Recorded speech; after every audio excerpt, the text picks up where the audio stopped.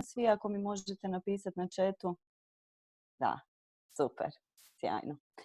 Puno vam hvala. Evo, moje ime je Ines Rezo i zapravo sam jako, jako sretna što sam ovdje danas s vama.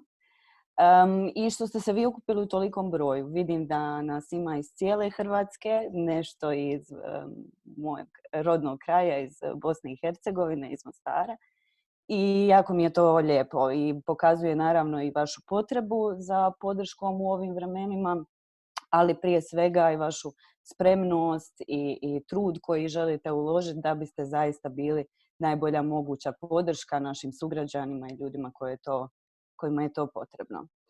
Kao što svi, nažalost, znamo, jučer se usred ove pandemije dogodio i potres u Zagrebu.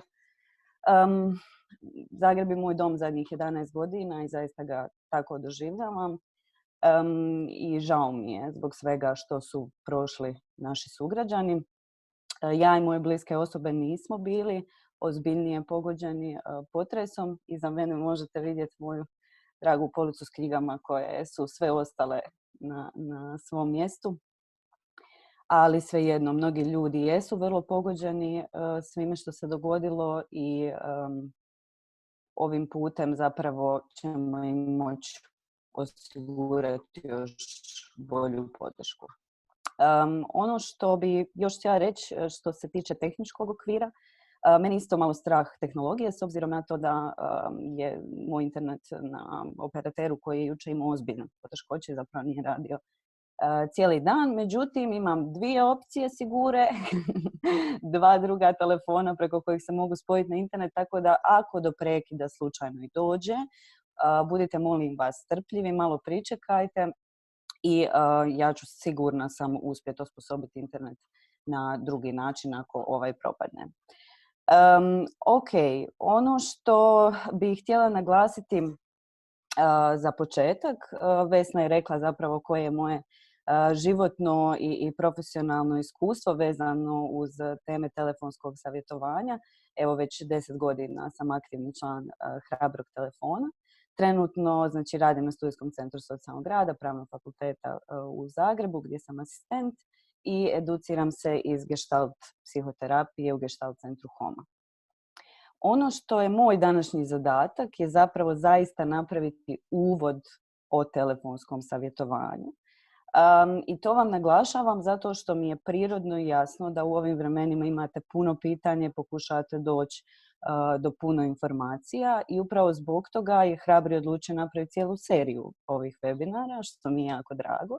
Tako da možda neka pitanja koja će se danas pojaviti, vi ih slobodno postavite, ja ću se truditi odgovoriti na njih, a za neka od njih ću vam reći da se spojite na naše webinare sutra, u srijedu, četvrtak koji već bude daljnji raspored i tamo ćete onda dobiti daljnje odgovore. To vam govorim zbog toga što je ova tema naravno opsežna, može se jako puno pričati o njoj i mi za naše volontere imamo 2-tjedne edukacije o telefonskom savjetovanju uz cijeli paket još dodatnih priprema za njihovo samostalno volontiranje. Današnja tema je obavezni dio edukacije naših volontera.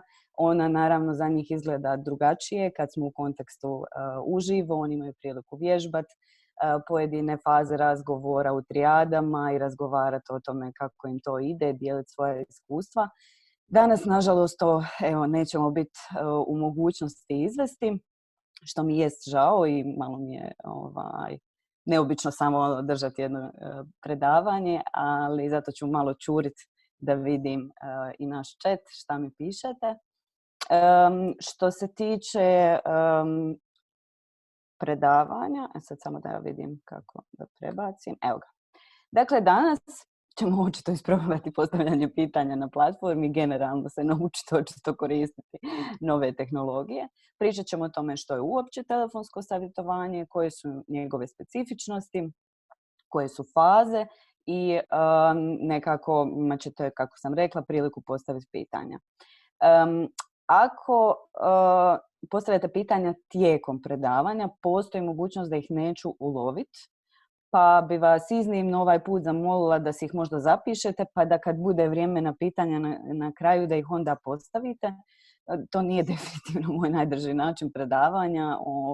Puno radije volim da se može neposredna komunikacija uspostaviti, ali iskreno i meni je ovo prvi put da držim webinar i malo mi se čini prekompleksno da onda uz to što imam neki tok misli, znam nešto što mi je važno, što vam želim prenijeti danas, onda još čurim u chat, malo mi se čini nezgodno. Ali dobro, sve ćemo to nadoknaditi, znači na kraju će biti vremena za postavljanje pitanja. Ok, da provjerim na svom šalabahteru, jesam li vam htjela još nešto u uvodu reći. Pa evo, što se tiče trajanja, Vesna je najavila ukupno trajanje oko sat vremena. Ja ću se truditi da moje predavanje bude oko 45 minuta, pa da onda imamo još neko vrijeme za pitanja i odgovore.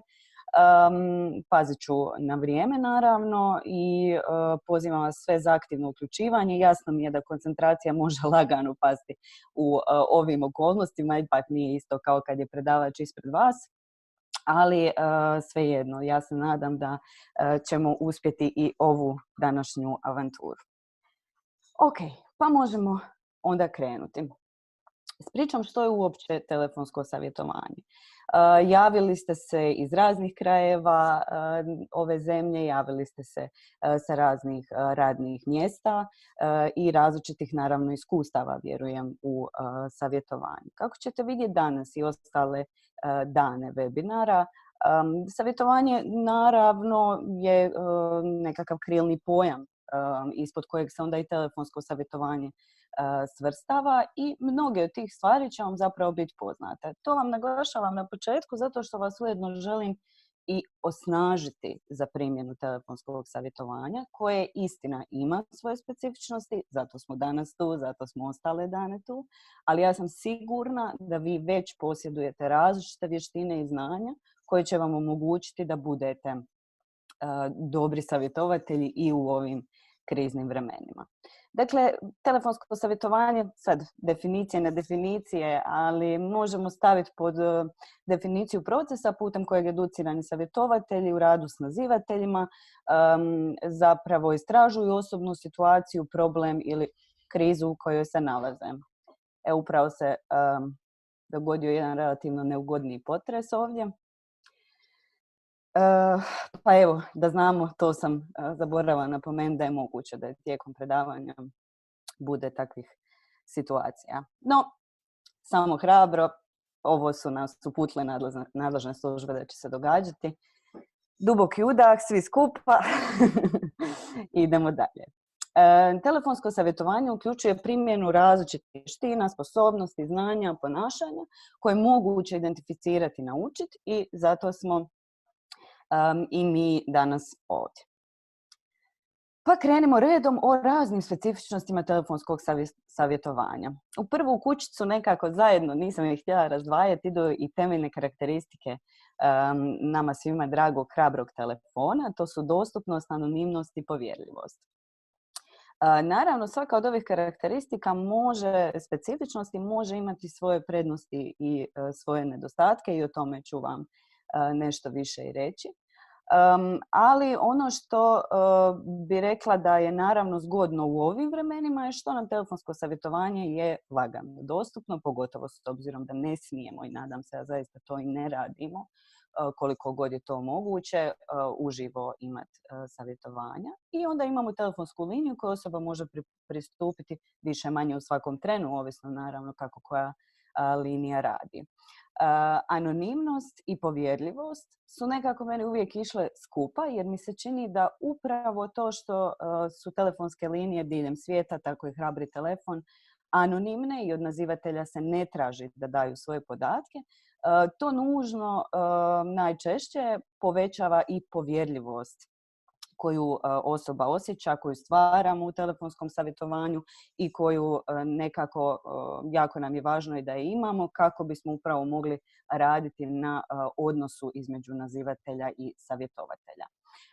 Djeca u istraživanjima, na telefonu, oni vrlo lako i jasno kažu najbolje mi je što je anonimno i tako sam slobodan da mogu reći šta me muči, a da se ne brinem stalno hoće li to doznat moj mama i tata ili bilo tko drugi. Naravno da to isključuje situacije u kojima je život djeteta, život druge osobe ugrožen. To je u skladu sa etičkim načelima naših struka.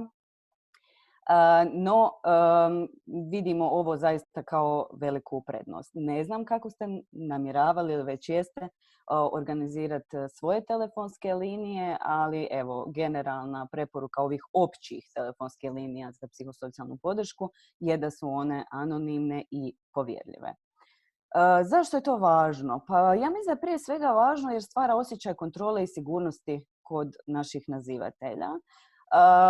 Mislim da pogotovo u ovim kriznim vremenima osjećamo više potrebe za vraćanjem osjećaja kontrole i sigurnosti i da je upravo linija jedan suptilan način kako možemo zaista osjetiti u svojim rukama barem mali dio osjećaja kontrole. Tako da je, evo, ove glavne karakteristike telefonskog savjetovanja, mislim da je najvažnija njihov rezultat zapravo osjećaj kontrole i sigurnosti koji naši nazivatelji, bilo veliki, bilo mali, zapravo onda imaju. Specifičnost telefonskog savjetovanja je naravno i neizvjesnost. Tko je s druge strane? I to vrijedi za obje strane, i za nazivatelja i za savjetovatelja. Naravno, ovdje pričamo o generalnim linijama pomoći. Ako vi ste prebacili jednostavno savjetovanje koje radite uživo na savjetovanje telefonom, onda dakako te neizvjesnosti u toj mjeri nema. Međutim, ako pričamo o otvorenim velikim linijama podrške, onda nam se najčešće javljaju ljudi koje ne poznajemo i ne znamo kad će oni nazvati. S druge strane, za nazivatelja je to također velika neizvjesnost i ljudi, bez obzira recimo što Hrabri telefon postoji više od 20 godina i mislim da istraživanja su nam pokazala da više od 90% ljudi zna za Hrabri telefon, svejedno se ljudi pitaju, imaju neku svoju predodžbu, imaju neku svoju ideju što je to i tko će im se s druge strane javiti, kako će ta osoba biti, kako će reagirati slično. Tako da je neizvjesnost nešto što je priroda telefonskog savjetovanja i što je priroda i života, pogotovo u ovo zadnje vrijeme, ali mislim da je važno obratiti pažnju na to kako se nosimo s tom neizvjesnosti i što s njom radimo. Odsutnost fizičkog kontakta, pogleda, svih ovih lijepih neverbalnih znakova koje možemo vidjeti kad radimo s nekim uživo, ima naravno i neke pozitivne stvari.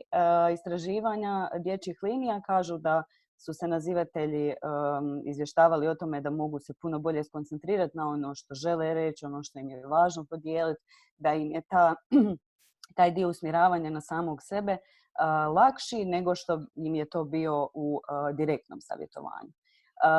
Naravno, s obzirom da imamo glas osobe na telefonu, onda se posebno usredotočujemo na važnost paraverbalnih znakova. Paraverbalni znakovi su dakle ton, boja, visina glasa. Znači, generalno, ako ste primijetili, ne znam, dobro, vi me sada naravno i vidite, ali mogli ste u mom glasu na početku čuti i drhtanje i zamuckivanje, znači neke klasične, rekla bih, moje znakove treme, koje nam onda mogu pružiti dodatnu informaciju. Ista je stvar i u telefonskom savjetovanju. Važno je da svoje uho izoštravamo na paraverbalne znakove i da ih vraćamo nazad nazivatelju, odnosno da provjeravamo s njim što se događa. Tu je dosta bitna i brzina odgovora, kad osoba radi pauze u govoru, koliko one traju, šta mi radimo, jel postavljamo potpitanje, jel pustimo malo osobu da dobije vrijeme za sebe, da se sabere i odgovori nam na pitanje. Dakle, sve što možete primijetiti u telefonskom savjetovanju, u glasu i govoru osobe, jest dodatna informacija koju onda imate priliku provjeriti sa nazivateljem. Kad kažem priliku provjeriti, mislim na najjednostavnije stvari. Ok, čujem da sada ste napravili pauzu nakon ovoga pitanja. Pitam se što se događa u vašoj glavi. Želite li malo više ispričati o tome? Ili kad pitamo osobu, na primjer, neko pitanje, ona nam iste sekunde odgovori na njega, možemo isto tako to vratiti. Ok, sad si mi jako brzo, zamislimo pričamo sa docentom, sad si mi jako brzo odgovorio na ovo pitanje o tome kakav je tvoj odnos s mamom. Možda da uzmeš još malo vremena pa da razmisliš o tome i da mi onda odgovoriš. Dakle, sve što nam se čini kao vrijedna informacija, naravno na nježan, podržavajući način vraćamo nazad i provjeravamo. Jer to su naše hipoteze zbog čega se nešto događa, koje je nužno provjeriti s našim nazivateljem. To su naravno priče i generalnog savjetovanja, ne samo telefonskog. Ok, ono što sam ubacila poneki slajd koliko sam uspjela su kratke refleksije na vas same koje ne očekujem da odgovarate i da ih pišete u chat ili da se javljate, nego evo, kako ne možemo imati interaktivno predavanje, sam htjela nekako da se možda probate malo paralelno i usmjeravati na sebe i da razmislite kako je vama sa ovdje navedenim specifičnostima telefonskog savjetovanja, s činjenicom da možda ne znate tko vas zove ili da ne vidite tu osobu dok razgovarate s njom, što ljudi vrlo često kažu da im je problem, da je ne možete možda dati podršku na drugačije načine, da ona vas ne vidi, da vi možda u svojoj praksi jako puno koristite što je prirodno i tijelo i pogled i klimanje i slično. I prirodno je da nam to sve fali. Pa vas evo pozivam da malo porazmislite sa sobom ili da si zapišete sa strane na papirić kako je vama s tim specifičnostima telefonskog savjetovanja, da uopće osvijestimo mjesto na kojem stojimo vezano uz telefonsko savjetovanje. Nemam pojma kako mi se pojavila, sad vidim ova neka plava crta posred prezentacije, ali dobro, slatka je, evo neka je tu, sad imamo, ko da mi je neko dijete došlo i malo nešto nacrtalo, tako mi izgleda. Dobro. Ok, koji su uopće ciljevi telefonskog savjetodavnog razgovora? Ja ne naglašavam stalno telefonskog, ali naravno da moja tema nije općenito savjetovanje danas, pa evo čisto da to razgraničimo. Slušanje, prije svega, znači biti tu kao dodatno uho ili u nekim situacijama jedino uho za neku osobu, osnažiti osobu, dati podršku, pomoći u procesu donošenja odluke ako je to nešto zbog čega je osoba zvala i dati različite informacije u ovim vremenima o radu relevantnih institucija poput Zavoda za javno zdravstvo, epidemiološkog zavoda, od jučer i seizmološkog zavoda, dakle različitih službi koje nas osobe mogu tražiti. Dakle, ciljevi su raznoliki. Ono na što bi ja rekla, sam kao koordinatorica savjetodavnih linija potrošila, potom mislim srećom dala, najviše vremena u radu s volonterima je priča o tome koliko je važno saslušati osobu koja nas zove. Priča na koju ću se još vraćati jer mislim da je ona i kompleksna i ulazi u same identitete pomagača, a to je priča toga, ok, ali šta sam ja zapravo napravila za tu osobu? Nisam joj uspjela pomoći da dođemo do definitivnog rješenja.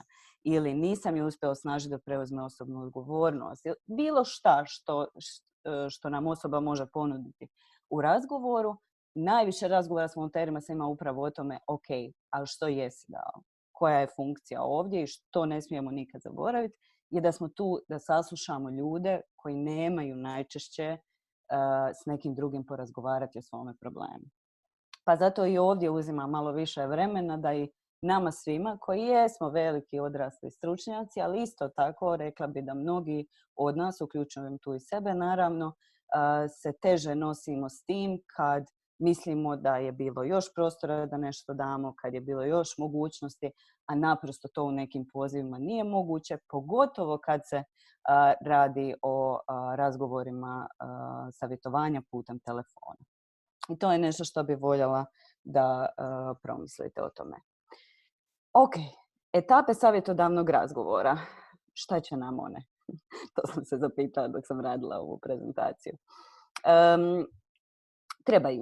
Trebaju nam i mi puno vremena s volonterima posvetimo na to kako i koliko su pratili u kojoj fazi im je njihov savjetodavni razgovor, jer nam treba određena struktura. I ovdje upravo ta struktura pomaže. Naravno da možemo reći da ne možemo svaki razgovor utrpati u ove 4 glavne faze. To je za mnoge razgovore zapravo relativno neprirodno. Međutim, moje iskustvo je da kroz edukaciju zaista stotina volontera, da upravo poznavanje strukture savjetodavnog razgovora i oslanjanje na tu strukturu na početku telefonskog savjetovanja uopće rada na linijama pruža svim savjetovateljima osjećaj sigurnosti, osjećaj da oni zapravo vode taj poziv i da oni vode taj proces i omogućuje da onda s vremenom, kako osoba uči više o vještinama savjetovanja i kako unaprijeđuje svoja znanja, se može više opustiti i zapravo otpustiti možda u ovoj mjeri to jesam li prošla kroz svaku fazu, jesam li u svakoj fazi radila ono što sam na početku učila. Jer će to postati vještina, to će postati naše znanje i bit će nam puno prirodnije voditi razgovore. No, ako niste nikad imali priliku raditi uopće savjetovanje ili telefonsko savjetovanje, ja vas zaista pozivam da probate vidjeti što u ovim fazama razgovora i njihovim specifičnostima možete uzeti za sebe i što je ono što bi vam moglo pomoći na početku da se osjećate sigurnije, stabilnije i da zaista vodite taj poziv, odnosno taj proces savjetovanja. Kao što vidite, faze su jednostavne: započinjanje razgovora, definiranje problema, identificiranje koraka i plana akcije i završetak. No, prije nego što krenemo u fazu poziva, u ideju da nas je sad neko nazvao, ja bi voljela opet da uzmemo jedan trenutak i da vidimo što je to što radimo prije razgovora na liniji.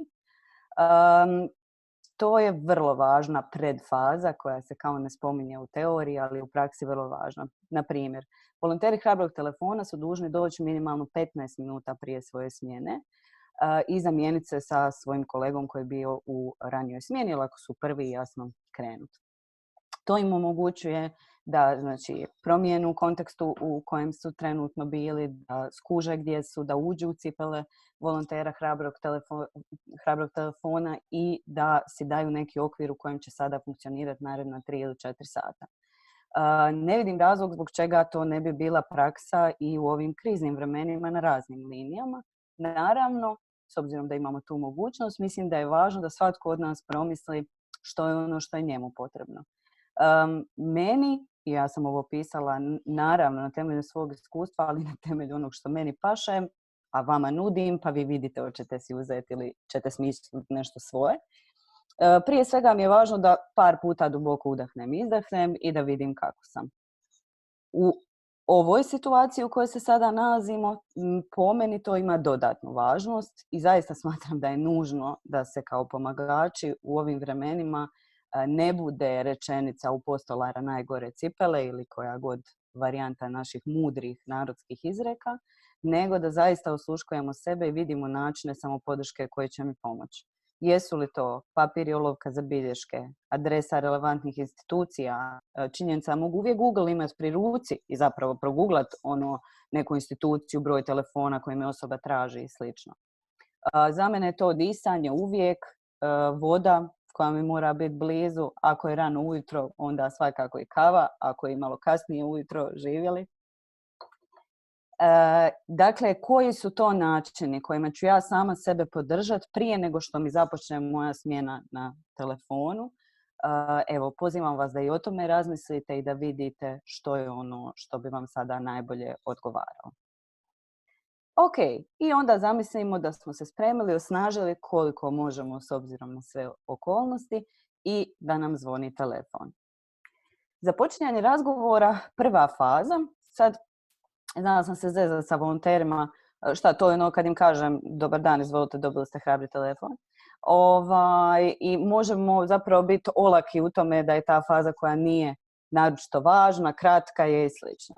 Međutim, i istraživanja u linijama i naše iskustvo na Hrabrom telefonu je pokazalo da je ovo zapravo, kao i uvijek kad je nešto prvo, ključna faza za stvaranje podržavajuće atmosfere i za građenje odnosa povjerenja, koji je, naravno, kao i u svim drugim našim radovima s ljudima, zapravo ključan. Kako to radimo? Pa evo, opće preporuke su da dopustimo da telefon zazvoni 2 do 3 puta. Banalno kažete, pa dobro, šta? Koliko puta mi se desilo da je volonter na rubu stolice od nervoze što će se sad javiti i da telefon zazvoni jednom, a nije ni zazvonio jednom, ja mislim da mreža nije ni detektirala, on je već digao slušalicu i krenuo razgovarati. Ok, prirodna reakcija, malo se svi nasmijemo, idući put paziš da pustiš još koji put. Zbog čega? Ja ne znam kako vi, ali ja i kad picu naručujem na telefon, ja volim smisliti par rečenica koje ću ja sad reći toj osobi. Ok, osim je li to margarita ili šta, ali ovako malo izvrtim ja mali monolog oko naručivanja pice. Kamoli da se zamislim u situaciji da sam probala u vezi nekog svog životnog problema, razne alate, razne kuće, razna vrata, da to nije upalo i da sada zovem neku nepoznatu osobu da je pitam za njezino mišljenje. Mislim da takva mala vježbica nam može puno pomoći da zamislimo kako je to našim nazivateljima prije nego što nas nazovu. I da im onda prirodno i njima, ali i sebi, damo vremena da koji put udahnemo, izdahnemo, sabiremo misli, da osoba malo nešto to pripremi ili koji god da joj je način govora i da se onda javimo. Pozdraviti i predstaviti se, reći ime linije ako ćete raditi na konkretnim telefonskim linijama. To ovisi o svakoj situaciji. Ako ste to vi privatno, naravno predstavite se. Dakle, vi ste ti koji na prvo dizanje slušalca dajete prve informacije. I onda naši nazivatelji imaju nešto za reći. Ili nekad nemaju baš odmah nešto za reći. Tu sam vam stavila neke primjere toga. Znači, neki krenu odmah. Imam samo jedno kratko pitanje i znači, dajte mi, recite moram li ja sada zvati epidemiologa ili moram ići u svoju ambulantu i slično. Evo, to je primjer ove trenutne situacije koji naravno neće biti u nadležnosti psihosocijalne podrške. Znači, po meni i po stavu hrabrog telefona o kojem smo pričali, telefoni psihosocijalne podrške nisu specijalizirana mjesta za davanje tih zdravstvenih informacija. Ja sam jako sretna i vidim da smo dobili i ovaj novi hitni broj 113 za pitanje oko korone, da su ambulante razne dostupne i da zapravo postoje mjesta gdje ljude sa specifičnim zdravstvenim pitanjima možemo uputiti da im to odgovore njihovi liječnici. Isto kao što mi ne bi bili sretni da ti isti liječnici ili druge zdravstvene službe daju psihosocijalnu podršku ljudima i zapravo odrađuju neki dio koji je dio našeg posla. Mislim da je to tako i korektno raditi prema drugoj strani. No, da se vratim. Dakle, neki krenu odmah, moj sin pokazuje probleme s trenutnom situacijom i znači sad vam ide cijela priča o toj obitelji. Ljudi samo imaju potrebu to ispričati.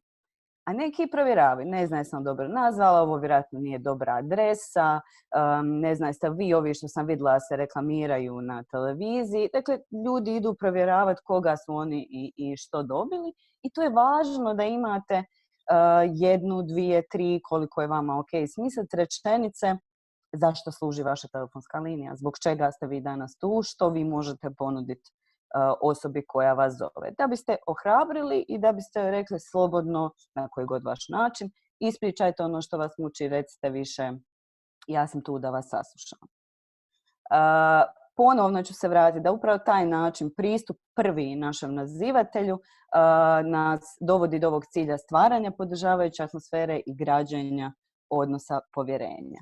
Kad ljudi krenu odmah pričat, moj sin ima problema s trenutnom situacijom, jako se loše nosi, neće da spava sam više, sad naravno konfabuliram ovu priču, da vam dočaram ponekad brzinu kojom ljudi govore.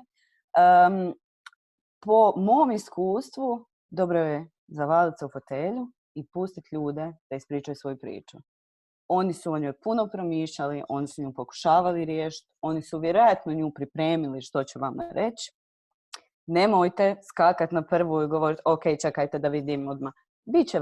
Biće vremena za aktivno slušanje, biće vremena za razumijevanje situacije. Ako osoba krene odmah, probajte vam ovim nekim zvukovima da do znanja da je čujete. Znači na bilo koji način koji vama odgovara, da ste tu, da slušate, ali nemojte odmah prekidati. Naravno, ako primijetite da ljudi malo štekaju u početku, da ne znaju koga su nazvali, šta su dobili, šta bi ispričali, važno je tu im dati podršku. Samo polako, imamo vremena, ja sam tu, saslušat ću vas, vi si uzmite vremena pa mi recite što god, znači odakle god želite krenuti, u redu je da krenete. Dakle, na različite vaše načine, ja vam ovdje sad dajem rečenice koje mi padaju na pamet i za koje sam primijetila naravno i da našim nazivateljima odgovaraju. Ok, sad sam skušala da je 11:35, toliko o tome da sam mislila da ću biti kratka. Ok, idemo onda dalje. Ono što se također može dogoditi, osim ovog puno pričam ili ne znam jesam li dobro nazvao. Na početku razgovora neki mogu šutjeti, a čujete da je neko, čujete disanje, znači neko klapkanje, jasno vam je neko s druge strane. O tome će više pričati moja draga prijateljica i kolegica Mija Roje-Đapić sutra na webinaru o šutnji, kako se nositi s njom, kao i s nekim drugim specifičnostima drugih razgovora, pa svakako dođite i sutra. Neki od njih odmah krenu plakat, neki idu drugi ekstrem, budu agresivni ili vulgarni. To naravno može biti testiranje savjetovatelja da vidi kako će se podnijeti, šta će reći i slično. Ili može biti pokušaj uspostave kontakta na jedini način na koji ta osoba sada trenutno zna. Ono što mi se tu čini važno naglasiti je da naravno i za šutnju, za plakanje, za taj neki neverbalni dio koji vam je jasan i koji čujete, budemo strpljivi, polagani, govorimo rečenice podrške koje su nam autentične, koje su naše i dajemo osobi do znanja. Ok, samo polako, ja sam tu, uzmite si vremena koliko god vam treba, pa onda napravite malu pauzu. I, znači, na razne načine dajete do znanja, kažem, Mija će puno više o tome sutra reći.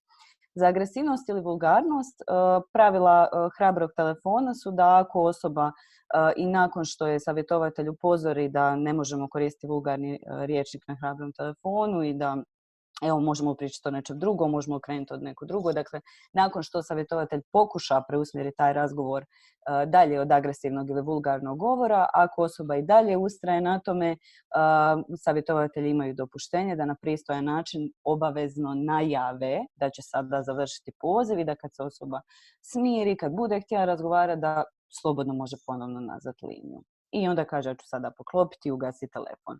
To je stvar dogovora hrabrog telefona. Mislim da je važno da se vi unutar svojih linija ili unutar samog sebe dogovorite kako ćete postupati. Samo, molim vas, nemojte zaboraviti da kakve god te reakcije bile od ljudi, da uvijek postoji znači, ta činjenica da ljudi reagiraju, da ljudi kontaktiraju na onaj način na koji trenutno mogu. I da je to nešto što je važno, pogotovo u kriznim vremenima. I da to ide iz njih i zbog njihove situacije, a ne na vas kao savjetovatelja ili na vas kao liniju nužno. Od vještina koristimo poticanje, ohrabrivanje, reflektiranje emocija, a ja bih vas pozvala ponovno na jednu kratku vježbicu. Od svih ovih navedenih karakteristika, kako se ljudi mogu javiti na telefon, kakvi oni mogu biti. Piše mi da je my internet connection is unstable, pa ću sada samo provjeriti još jednom jel me čujete svi. Ok, to mi je samo izašlo. Ok, hvala vam.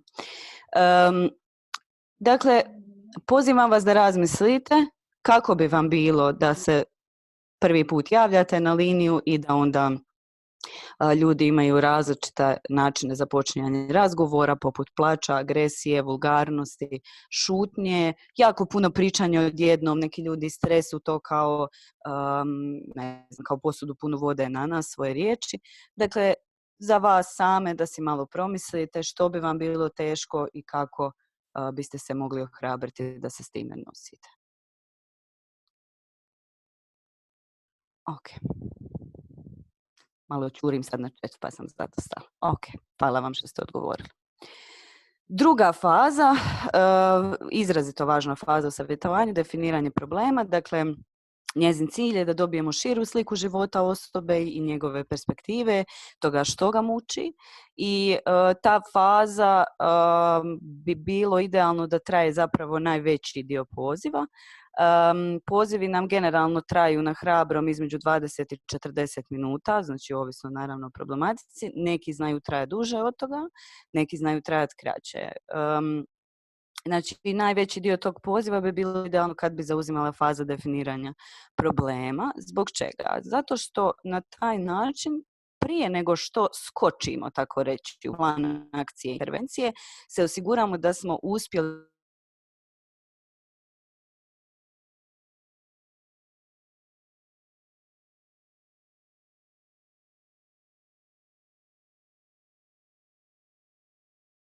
shvatili što nam je nazivatelj rekao i što nazivatelju zapravo treba u ovom pozivu. Napisala sam o tome više o webinaru sljedeći ponedjeljak.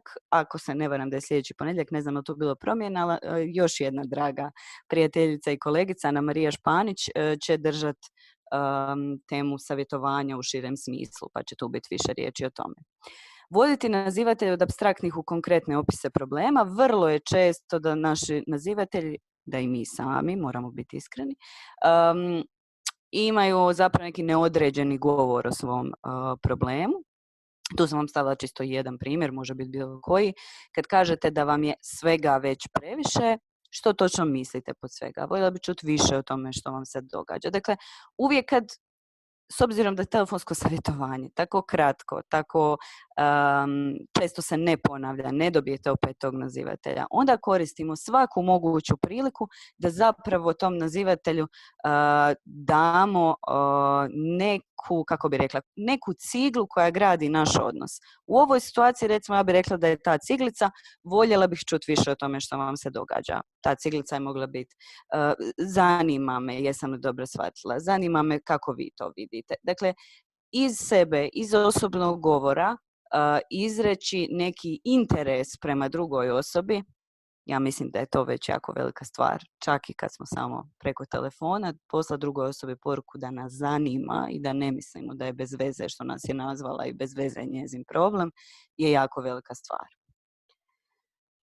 Ako je više problema, nudimo, vrlo često nažalost jeste, nudimo nazivatelju da on odluči o čemu ćemo razgovarati, dakle koristimo parafraziranje, vještine aktivnog slušanja, tu neću naravno u to ulaziti, ali dakle vraćamo nazivatelju što smo mi sve čuli od njega i ako je više toga, pitamo ga što mu je trenutno najvažnije, što mu je trenutno najteže, o čemu bi najradije od toga, šta mu je najviše goruće. Dakle, koju god formulaciju iskoristite, samo da pošaljete drugoj osobi poruku da vas zapravo zanima o čemu ćete točno pričati. Prikupljamo činjenice. Pogotovo ako se radi o konkretnom, ovdje možda malo više ide iz pozicije hrabrog telefona, iz pozicije toga da često imamo zapravo slučajeve zlostavljanja, zanemarivanja problema te vrste. Ali znači prikupljam informacije što se dogodilo kad, gdje, kako, tko su bili drugi ljudi. Ali ne nužno samo to. Dakle, ako nam osoba priča o problemu, recimo, roditeljskog savjetovanja, o problemu odnosa sa sinom, naravno da nas zanima tko još živi u toj obitelji, kakvi su generalni odnosi.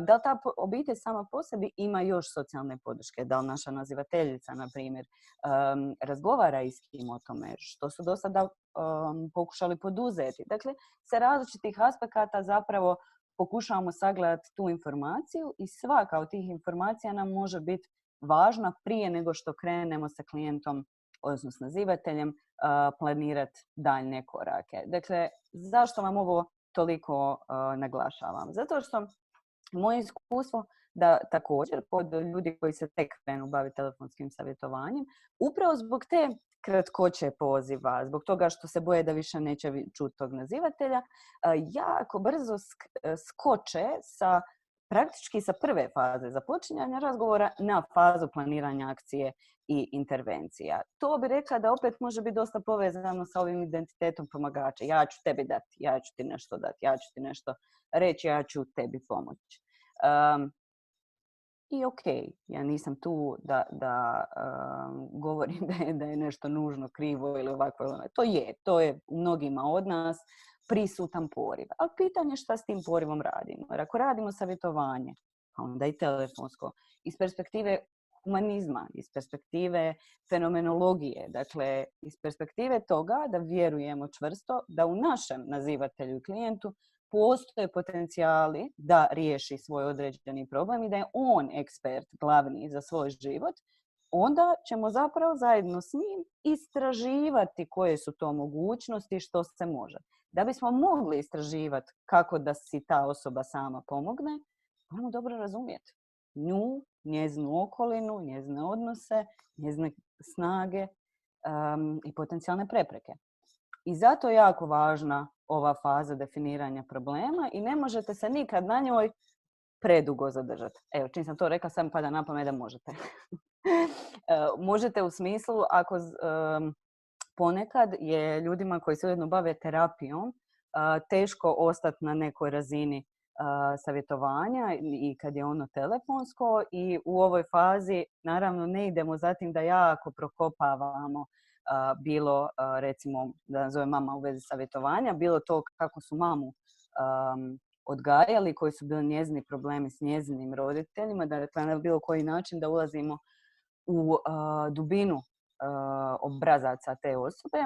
To može biti problematično kad izgubimo ovu granicu između savjetovanja i terapije. Ali generalno ono što hoću reći, pitajte, razmišljajte zajedno sa svojim nazivateljem oko toga šta sve ima neki utjecaj na problem zbog kojeg on zove. Naravno da ga nećete pitati koliko on ima braća i sestara, ako to nije tema tog razgovora. Ali ako je to nešto što mislite, ok, ova žena je vrlo usamljena, ne znam malo s kim razgovarati, možete pitati koga vi imate u obitelji. To je na tom mjestu, naravno, prirodna stvar. Ok, opet se razbrbljavam.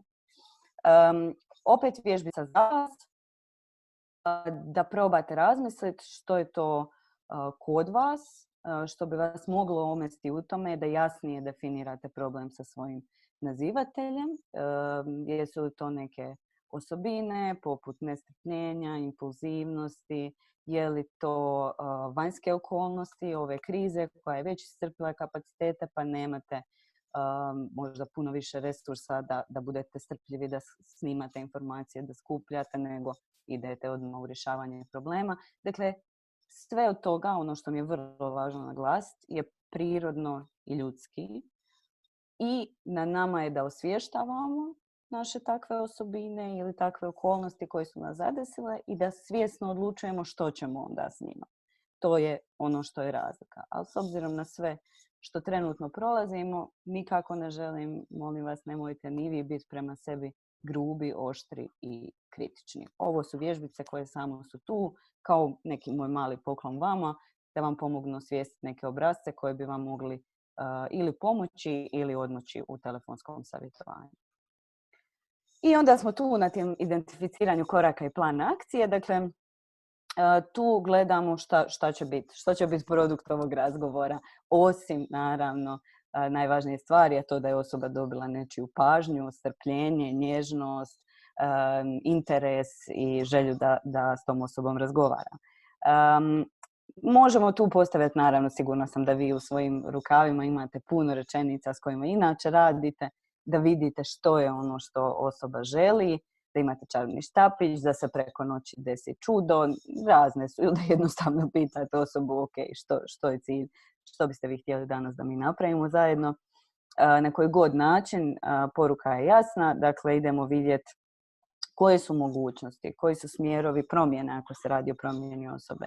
Dakle, istražujemo zajedno s našim nazivateljem i neprestano ga osnažujemo da osvještava svoje potrebe i preuzima osobnu odgovornost.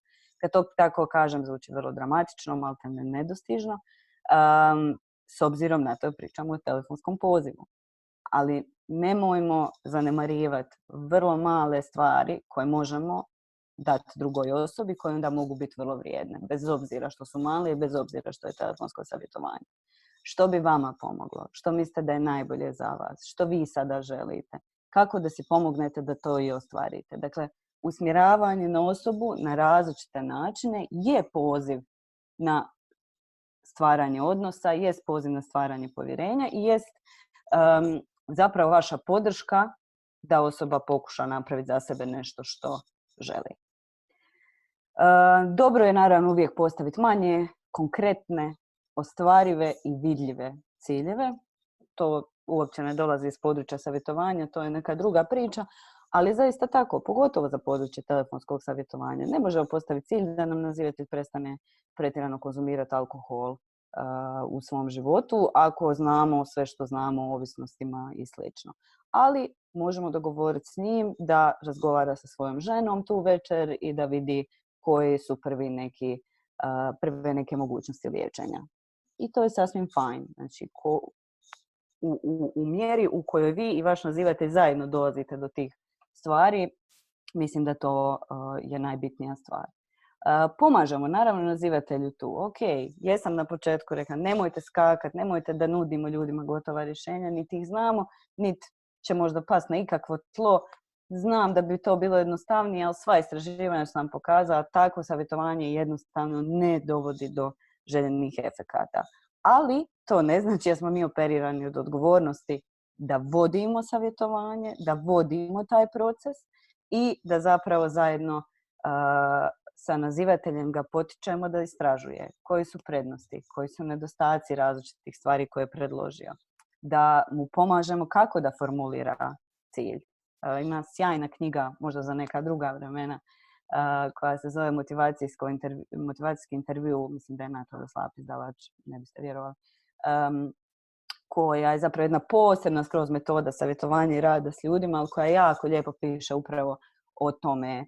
Nemojte nametati ljudima, ali budite im tu. Vi imate veće vještine toga kako smisliti cilj koji je mal, konkretan, ostvariv, vidljiv. Vi znate kako da ih vodite na tome da osvijeste, ok, da, mogao bi razgovarati sa svojim sinom danas popodne, ali me plaši to što smo se sinoć posvađali i mislim da to neće ići, mislim da to moramo ostaviti za sutra. Znači, navodim naravno banalne primjere, a jednostavno toga da vas osnažim da na ovakav način pokušate vidjeti zajedno s nazivateljem što ono što mu treba.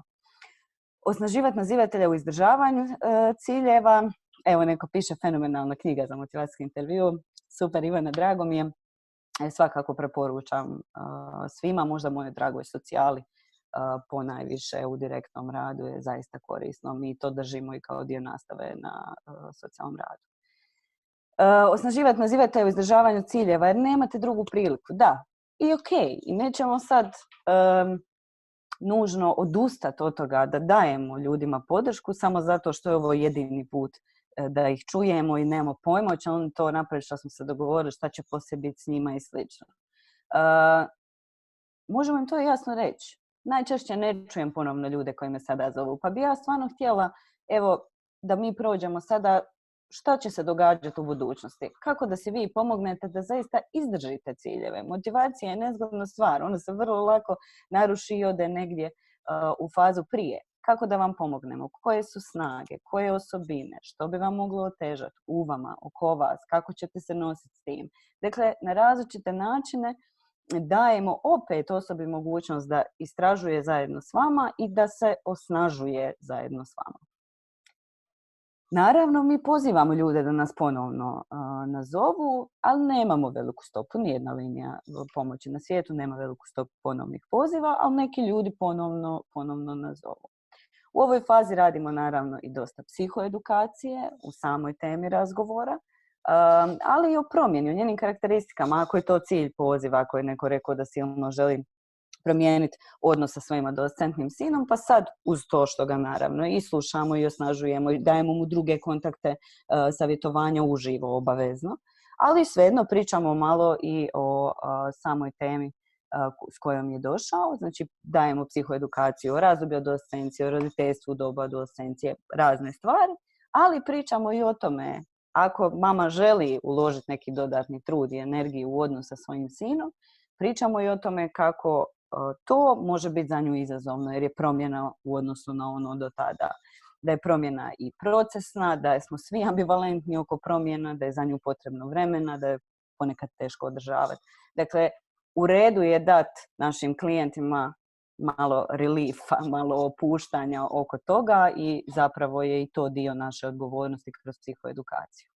Podrška i ohrabrenje oko budućih događaja, znači da razmišljamo o tome što će se dogoditi ako ovo ne uspije, će osoba nazvat, kome će se obratiti direktno, će li probati nešto drugo, dakle na različite načine. I evo, mislim da mi je ovo čak i zadnja vježbica, kako se nosimo kada rješenja nema. Kad nas, recimo na Hrabrom, redovito nazivaju roditelji koji su u procesu visokokonfliktnog razvoda, koji imaju velikih problema u bivšem partnerskom odnosu i u odnosu sa svojim djetetom ili djecom. Dakle, kompleksne ljudske priče će doći i na telefonsko savjetovanje. I to je činjenica. I vrlo važno pitanje za svakog od nas, praktički i za svaki put kad dođemo na smjenu, je kako se nosim s tim kad rješenja nema. U smislu kad ono što je se ispostavilo da će biti cilj ili što je postao na kraju cilj ovog poziva, slušanje druge osobe, davanje podrške, davanje osnaživanja ili konfrontacije i slanje na druge institucije. Što to radi meni kao savjetovatelju i kako da si ja pomognem da i takve pozive vodim kvalitetno i dobro za nazivatelja. Ok. Na kraju završetak razgovora, sažimanje. Naravno, tu možemo ponoviti lagano većinu sadržaja poziva. Ono što je iznimno važno je ponoviti ovaj plan akcije koji se dogovorite. Vremenski rok, ok, potražit ću direktno savjetovanje čim ova kriza prođe. U međuvremenu ću pokušati ne eksplodirati svaki put kad mi moj sin nešto kaže ili pokušat ću da svaku večer imam 15 minuta za sebe. Dakle, sve što se dogovorite sa nazivateljem, probajte ipak da to ima i vremenski rok i da vidite jeste li se međusobno dobro razumjeli. Davanje vremenskog ograničenja poziva, tu po meni nema nekog pravila napisanog, ali mi na Hrabrom se stvarno trudimo da pozivi nisu duži od 45 minuta, sat vremena. Kažem, ponekad jesu, ponekad su ljudske priče prekompleksne da bi ih mogli tek tako u 20 minuta izrazgovarati. Ali ono što sam također i na svojoj koži osjetila i razgovarala s jako puno volontera koji su to doživjeli, pozivi od sat i po vremena su iznimno iscrpljujući za nazivatelja i za savjetovatelja svakako. Stoga radije, ako je moguće, dogovorite s osobom da završite poziv u nekom trenu i da nas ona ponovno poslije nazove, sutradan u neko dogovoreno vrijeme i slično, nego da zadnjih pola sata uopće ne slušate i zapravo niste aktivni u vođenju poziva. I sad ja znam da vi mislite, pa ne bi, pa potrudila bi se, pa dala bi sve od sebe. Ja vam iskreno vjerujem, apsolutno. I to su i moje misli. Međutim, ljudska koncentracija traje koliko traje. Trebaju joj predah, trebaju joj odmora, trebaju joj resetiranje. I važno je biti odgovoran prema sebi i prema drugima.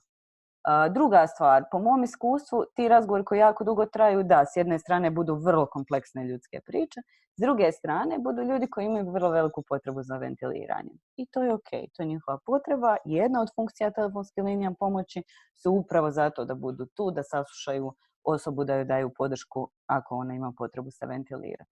Međutim, znamo iz svog života, nije lako ni slušati neprestano ponavljanje istog sadržaja koji je tegoban, mračan, težak i slično, niti je podržavajući za našeg nazivatelja da ga mi potičemo, još mi pričajte, šta vas je još uznemirilo oko ovoga, je li još nekog vašeg nešto. Dakle, nije ideja da cijedimo svu negativu sat i po vremena iz našeg nazivatelja, ko što nam to nije ideja ni u direktnom savjetovanju. I potpuno je ok reći to osobi. Znate, ja imam odgovornost, čini mi se da se sad vrtimo u krug, ponavljamo dosta sadržaja. Mene zanima sad, evo, šta bi vama trebalo za kraj, da mi ovaj razgovor privedemo kraju, kako biste vi ovo htjeli završiti? Pa neki ljudi kažu, pa evo samo da vam još nešto ispričam. Kažete, ok, može 5 minuta priče, pa ćemo onda završiti. Dakle, ljudi vam se nikad ne ljute na to. Ja nikad nisam doživjela da mi je neko rekao, ok, znači malo čurim na chat pa mi zato traje, zato se malo štekam. Dakle, neće ljudi na to najčešće burno reagirati, a ako reagiraju, onda ih pozovite da slobodno nazovu poslije, da nazovu sutradan, da nije nikakav problem. Ali kažem, po mom iskustvu ljudi to vrlo lako i mirno prihvate, ako im to na ovaj način kažemo. Sad ne vidim više baš gdje smo pošli. Znate, razgovor je bio tome i tome. Htjeli ste to, o tome smo popričali. Ima li još nešto što vam je jako važno da to bude? Znate, mene brine da ne vrtite stalno iste misli, onda to vam ja zapravo odmažem, a ne pomažem. Sad vam govorim na jednu stvar koja mi padne na pamet. Ali mislim da je poruka jasna. Pazite na sebe, pazite na svoje nazivatelje. Nemojte ih previše iscrpiti jedni druge zapravo. Upućivanje drugoj instituciji ili liniji, to naravno isto dio i intervencija i završetka razgovora. Ako ste se dogovorili da će se javiti nekome uživo, ako je to moguće, ili u ovoj situaciji ako će se javiti recimo epidemiološkom zavodu ili nekome kome još treba, to je isto tako moguće.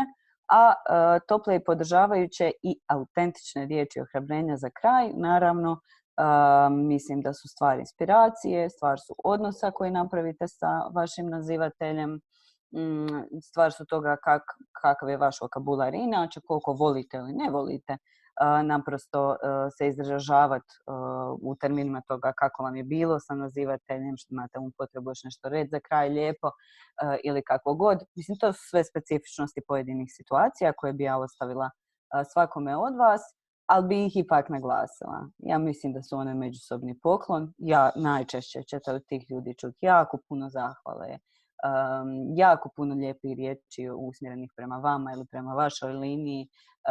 Oni zapravo nam svima daju poklone povjerenja na neviđeno, doslovno. I ja mislim da uvijek postoje neke stvari na koje se možemo referirati i odgovoriti, kakav god da nam je poziv bio, dati podršku toj osobi za kraj, reći joj nešto lijepo, čak i onda kad sama situacija nije takva. Evo, crkvena zvona mi zvone, vidim da je 12, sad ću ovo malo skratiti. Nakon razgovora postfaza koja je vrlo važna kao i predfaza. Ne znam kako ćete organizirati vaše linije, ali ja vam svakako preporučujem da vodite neke grupne bilješke o trajanju poziva i o temi poziva. Da, znači mogu i drugi ljudi pročitati. Ako će to biti linija koja je anonimna, povjerljiva, znači tu sad ulazimo naravno i neke etičke aspekte o kojima svi moramo voditi računa, ali dajte bar neku osnovnu bilješku da imate.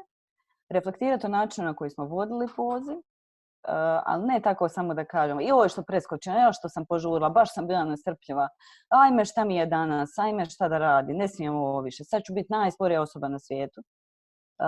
Obratite pažnju na to što su vam ljudi rekli kao povratnu informaciju, kako su zvučali na početku, a kako na kraju poziva i čime ste vi zadovoljni sobom u tom pozivu. Jednako kao što ćete i obratiti pažnju na ovo čime niste bili zadovoljni, što je naravno isto važan dio procesa učenja jer nas on gura naprijed i čini kvalitetnijima. Uzeti predah i opustiti se. Ja vas molim najljepše, bez obzira na situaciju, na količinu ljudi i slično, nemojte razgovarati jedan za drugim pozivom.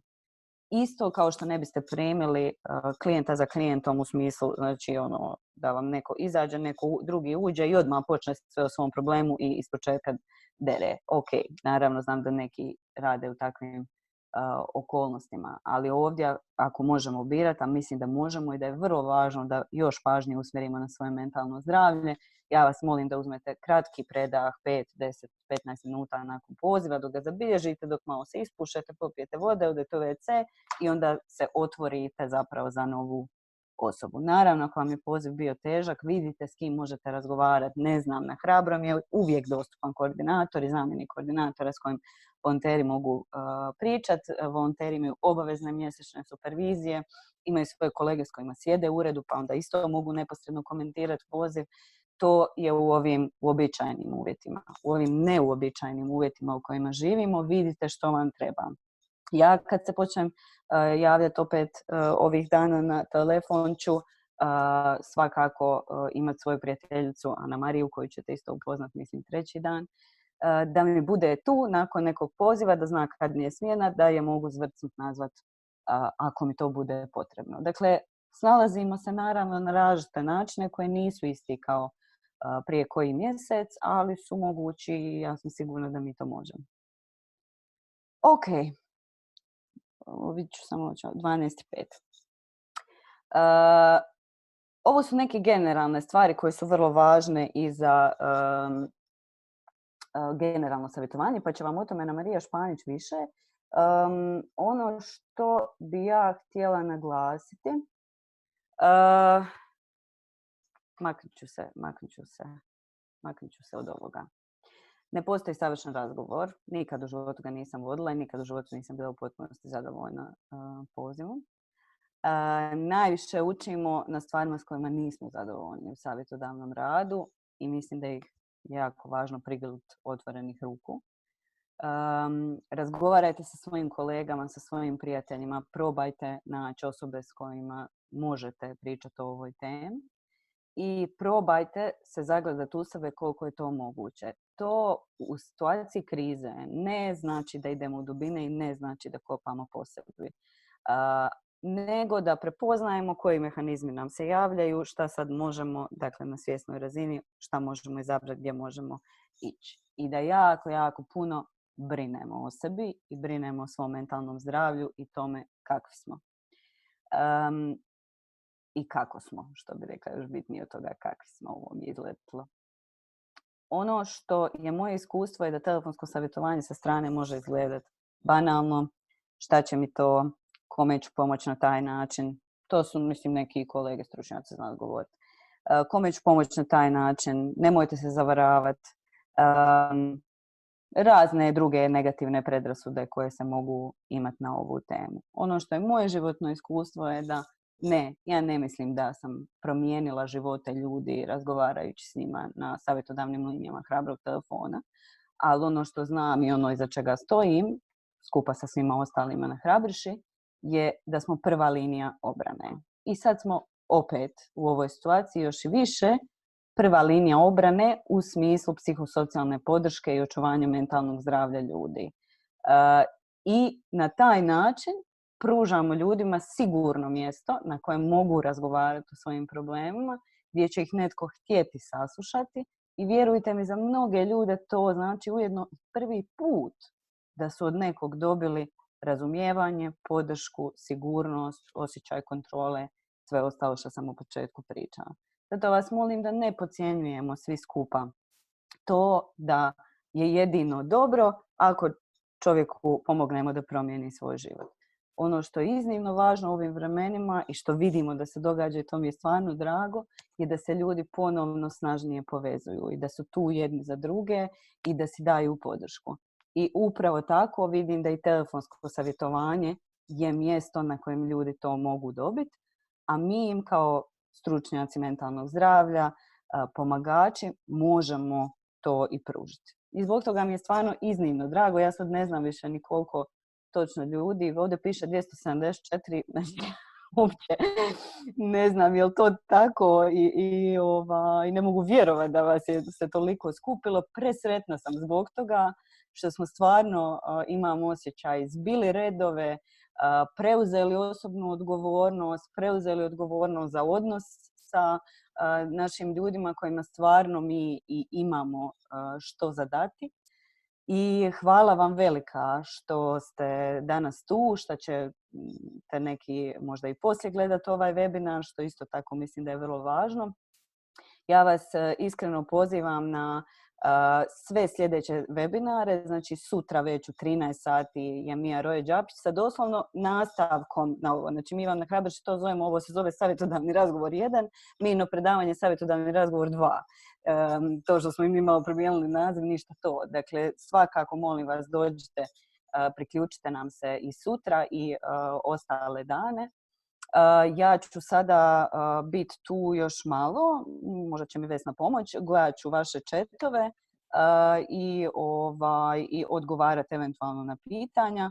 Vidim jako lijepe poruke i puno vam hvala na tome. Imala sam baš solidnu tremu što od tehnologije, što od situacije, što od svega, ali baš mi je drago da vam je bilo korisno. Vjerujte mi, svi ostali webinari će vam isto tako biti iznimno korisni. Pratite nas ovaj tjedan, stvarno se trudimo da dobijete najbolje moguće informacije u najkraćem roku. Ok, može pitanja slobodno. Ines, bilo ih je neko par prije. Sad, znaš, malo smo na knap s vremenom, ali imamo koliko traje smjena savjetovanja na hrabrom telefonu. 3 do 4 sata, znači su Hrabriše organizirane u ovim vremenima. Ako možete da je kraće, znači mislim da je samo bitno da pratite sebe, koliko možete izdržati, šta vam je ok. Imali smo, sorry, to ti je jako povezano s komentarom koji je rekao, koji kaže da ima gospođa smjenu od 24 sata koja će biti dežurna za primanje poziva. i dolje sama napisala kao morat ću disat kroz to vrijeme. Možda ponekad i postoji razlika između besplatnih linija, Hrabri telefon je besplatna linija i dosta poziva koji dobivamo su ponavljajući od djece i ponekad nekakvi testirajući pozivi, pa bude jako puno poziva u kratkom vremenu. Evo, nadamo se da pozivi koji ćete vi dobivati neće biti u tom intenzitetu ako je organizacija tako napravljena od 0 do, mislim, 24 sata je jako puno vremena. Imali smo pitanje što učiniti kada nismo sigurni u rad javno odgovornih ustanova i njihove adekvatne reakcije i snimaju li se... Je to iz Mostara došlo? Anita Kožu. Yes, čao Anita. Okay. I snimaju li se pozivi i naglašava li se nazivatelju i ako da, na koji način? S obzirom na ova krizna vremena, snimanje poziva, ne znam uopće kako bi se to moglo organizirati, šta bi se moglo. Različite linije imaju različite pristupe, prema tome naravno za uvijek praćenje kvalitete poziva volontera u dugoročnom bi bilo super ako se to može, ali ne da ugrožavaju naravno bilo kakva etička načela. Rad javnih institucija je nešto što nažalost nije odgovorljivo ni u ovom webinaru, ni u mojoj jednoj rečenici, osim držite se, nije ni Hrabri 99. i prije toga nije niko prijavljivao nasilje, o tome se nije pričalo, ništa se nije znalo, pa se ipak velike promjene događaju i u svijetu i kod nas. Nažalost, to je ono što mogu sad tako reći. Ok, Ines, hvala ti. Stvarno, pošto smo malo i stvarno prešli vrijeme, ako su ostala neka neodgovorena pitanja, slobodno ih zapamtite pa uputite u sljedećim danima. Vjerovatno ćemo se i dotaknuti vaše teme. Ono što bi bilo jako važno da napomenem je to da mi na webinar stranicama tipa na ovoj stranici gdje ste se registrirali za ovaj webinar smo podijelili jedan link gdje možete besplatno preuzeti priručnik o telefonskom savjetovanju i e-savjetovanju. I to je ujedno i odgovor na pitanja ljudi koji pitaju hoćemo li podijeliti prezentaciju. Sve informacije koje se nalaze u ovoj prezentaciji možete naći na tom linku. Slobodno si uzmite, podijelite sa svojim kolegama. Biće nam jako drago da možemo i pomoći i na taj način. Još vas također pozivam da pratite obavijesti, dijelit ćemo i na Facebook stranici Hrabrog telefona i Facebook stranici Child Protection Huba vezano uz novu registraciju za nove webinare koji će biti u srijedu i četvrtak, a budite sutra s nama u 13 sati kada će, evo kako je već i Ines nagovijestila, naša Mija Roje-Đapić će govoriti o drugom dijelu savjetodavnog razgovora koji će govoriti o specifičnim pozivima koji vam dođu na telefon. Eto, moj email je, upisat ću ga dolje, ja sam vam zadužena malo za ove organizacijske stvari. Ako imate bilo kakvo pitanje ili komentar, možete mi slobodno pisati. Jesam li to svima? Ne, otišlo mi je nekome na privatno. Na privatno mi je otišlo, pa ću ponoviti. Evo ga. Ako imate bilo kakvo pitanje i komentar, bilo bi nam jako drago. Evo, sad bi samo zamolila kolegicu da pusti nam kratki evaluacijski upitnik koji možete popuniti ako nam je važna vaša povratna informacija. Vidjeli smo jako puno i komentara u chatu, vidim da ste jako zadovoljni, vidjeli smo i neke stare naše hrabriše, drago nam je da ste nam tu došli. Želimo vam siguran ostatak ovog dana, nadamo se u Zagrebu, naravno što manje potresa, nadamo se što manje naravno oboljelih i negdje smo svi zajedno u nadi da ćemo kroz neko prihvatljivo vrijeme vratiti se nekom načinu života na koji smo prije navikli. Hvala vam zaista što ste se pojavili u ovom velikom broju. Mi smo jako taknuti i ponosni što smo se uspjeli okupiti u ovom virtualnom dijelu. Eto, ugodan vam dan želim. Bog svima. Bog.